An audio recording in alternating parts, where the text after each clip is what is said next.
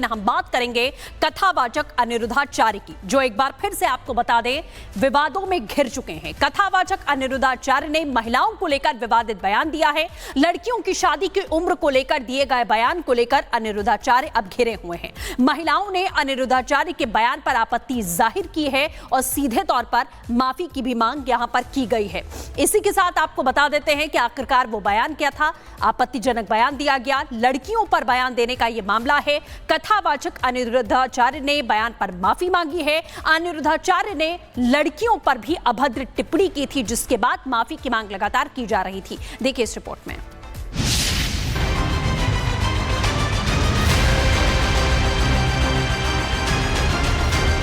मशहूर कथावाचक अनिरुद्धाचार्य, जो कि अक्सर सोशल मीडिया पर चर्चा में रहते हैं, लोग उनसे काफी प्रेम भी करते हैं।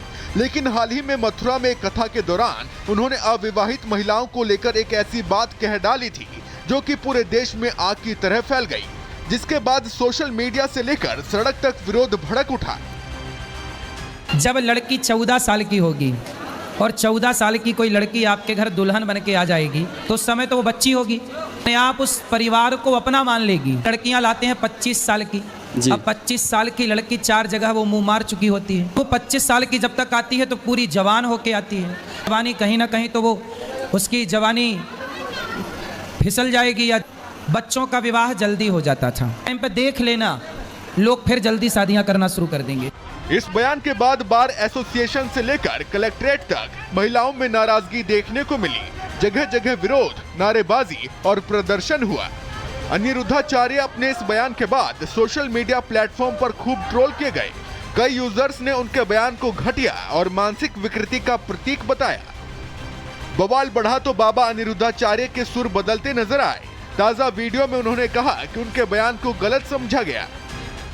आप लोगों के द्वारा हमें सूचना मिली कि हमारी कुछ बहनें नाराज़ हैं इस बात के लिए, क्योंकि उन लोगों ने आधी एक वीडियो सुनी, जिस वीडियो में कहा गया कि आजकल 25 साल की लड़की, देखो बात क्या कही जाती है कि कुछ लड़कियां कैसी होती हैं, कुछ लड़कियां ऐसी होती हैं जो लिव इन में रह करके 4 जगह मुंह मार करके और वो किसी के भी घर की बहू बन के जाएंगी, तो आप ही बताइए क्या वो रिश्ते को निभा पाएंगी। इसलिए लड़की हो या लड़का, दोनों को पहले तो चरित्रवान होना चाहिए। और ये बात कुछ लड़कियों के लिए है, कुछ लोगों के लिए है। हालांकि अपनी सफाई में एक बार फिर उन्होंने कंट्रोवर्सी खड़ी कर दी। अनिरुद्धाचार्य ने लिव इन रिलेशनशिप में रह चुकी लड़कियों पर बयान से नया विवाद खड़ा कर दिया और कह दिया कि जो लड़कियां किसी के साथ पहले रह चुकी हों, वो रिश्ता कैसे निभाएंगी। सारे लोग कैसे खराब हो जाएंगे। तो कुछ शब्द यदि आप हमारे हटा देंगे वीडियो से, तो वो तो सारी लड़कियां खराब के लिए वीडियो तैयार हो जाएगी, फिर लोग उसको गलत यूज कर सकते हैं। तो मेरे द्वारा कभी नारी का अपमान नहीं किया जा सकता। नारी तो हमारी लक्ष्मी है। हमारे ब्रजमंडल में तो श्याम सुंदर राधा रानी के चरण दबाते हैं। यहाँ तो नारी के अपमान का कोई सवाल ही खड़ा नहीं होता। फिर भी मेरी आधी अधूरी बात सुन करके किसी भी बहन बेटी का दिल दुखा हो तो ये दास सदा आपका था, आपका है, आपका ही रहेगा। यदि आधी अधूरी बात सुन के आपका दिल दुखा तो मुझे क्षमा अवश्य करें। बयान बदल सकता है, माफी मिल सकती है, लेकिन सोच कब बदलेगी। अनिरुद्धाचार्य की माफी ने विवाद पर फुल स्टॉप जरूर लगाया है, लेकिन उनकी सफाई के बाद भी महिलाओं और सामाजिक संगठनों का विरोध थमने का नाम नहीं ले रहा है। अनिरुद्धाचार्य के खिलाफ कानूनी कार्रवाई की भी मांग की जा रही है। Bureau report, Republic Bharat.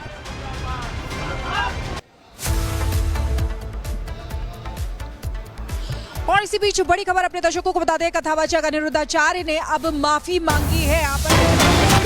महिलाओं को लेकर, जिसके बाद से महिलाएं नाराज दिखाई दे रही थी और इसीलिए मथुरा में विरोध प्रदर्शन भी हो रहा था।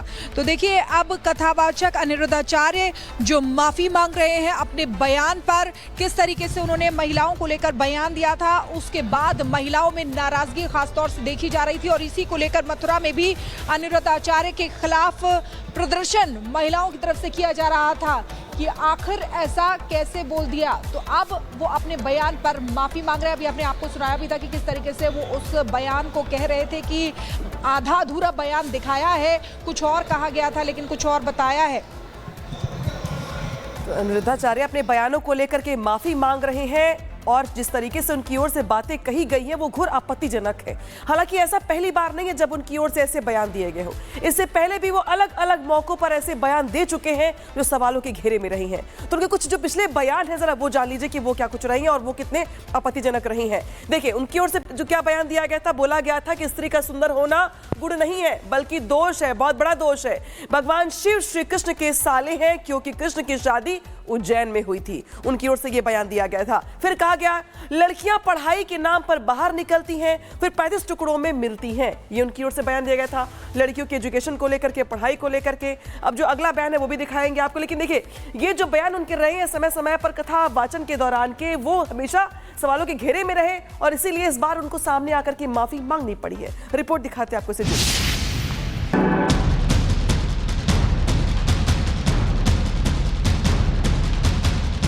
कथावाचक अनिरुद्धाचार्य एक बार फिर सुर्खियों में, लेकिन इस बार उनकी कथा नहीं बल्कि उनके बोलचाल का तरीका और विवादित बयान वजह बना है। हाल ही में उन्होंने शादी की उम्र को लेकर ऐसा बयान दे डाला था जिसने महिलाओं को लेकर उनकी सोच पर सवाल खड़े कर दिए। मथुरा में एक कथा के दौरान उन्होंने अविवाहित महिलाओं को लेकर क्या कहा था, सुनिए सर। जब लड़की 14 साल की होगी और 14 साल की कोई लड़की आपके घर दुल्हन बन के आ जाएगी तो उस समय तो वो बच्ची होगी, आप उस परिवार को अपना मान लेगी। लड़कियां लाते हैं 25 साल की, अब 25 साल की लड़की 4 जगह वो मुंह मार चुकी होती है। वो 25 साल की जब तक आती है तो पूरी जवान होके आती है।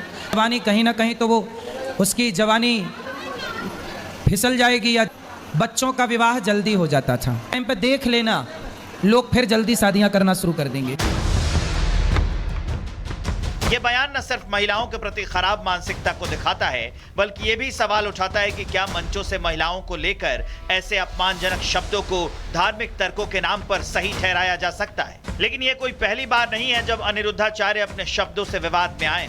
इससे पहले भी मंच से उन्होंने कई बार ठेस पहुंचाने वाले शब्द कहे थे। एक बार उन्होंने कहा था कि संन्यास लेने की इजाजत केवल ब्राह्मण को है, किसी और धर्म का व्यक्ति संन्यास ले नहीं सकता है।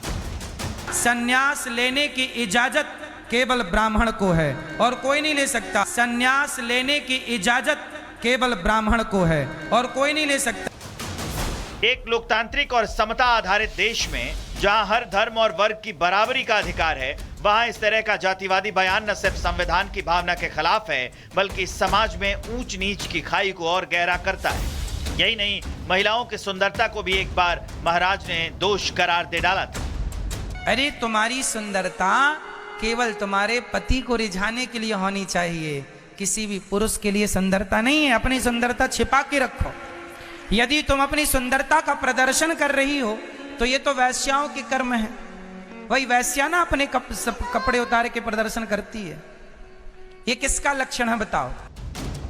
और तो और एक बार तो महाराज ने भगवान शिव को कृष्णा का साला तक बता दिया था। जब धर्म के मन से महिलाओं की गरिमा पर सवाल उठे, जब जाति के नाम पर भेदभाव की बातें हों, जब देवताओं के रिश्ते को मजाक में उछाला जाए, तो ये आत्मचिंतन का समय है। तो क्या अनिरुद्धाचार्य की वाणी अब प्रवचन कम और विवाद ज्यादा बन गई?